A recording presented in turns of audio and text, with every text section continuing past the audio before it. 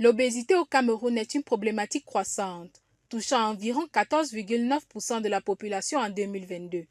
Cette prévalence est particulièrement marquée en milieu urbain et chez les femmes. L'Organisation mondiale de la santé l'a définie comme une maladie chronique et récurrente, avec plus d'1 milliard d'individus obèses dans le monde. Les causes de l'obésité sont multiples et son diagnostic repose principalement sur la mesure du poids et de la taille.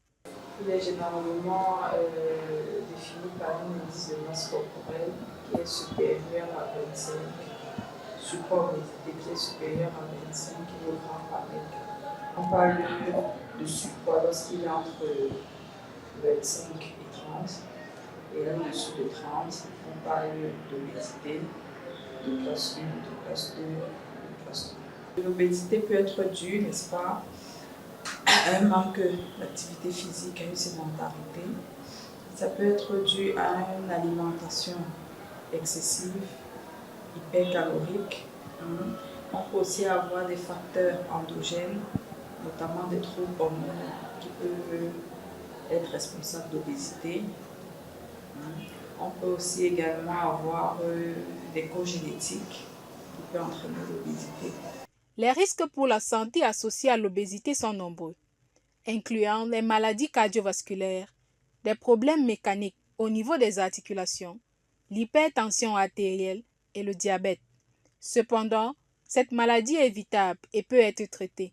La prévention de l'obésité passe prioritairement par l'adoption d'une bonne hygiène de vie.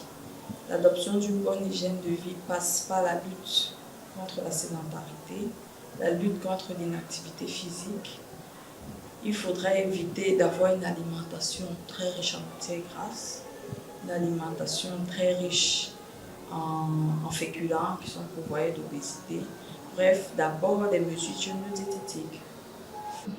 L'obésité, c'est une maladie chronique. L'intérêt de la prise en charge réside dans la modification des mesures de vie. Et l'intérêt également réside dans la réduction des risques et des complications qui peuvent survenir. En adoptant des habitudes alimentaires équilibrées et en intégrant l'activité physique de façon quotidienne, il est possible de contribuer à réduire l'impact de l'obésité. Car un esprit sain ne peut prospérer que dans un corps sain.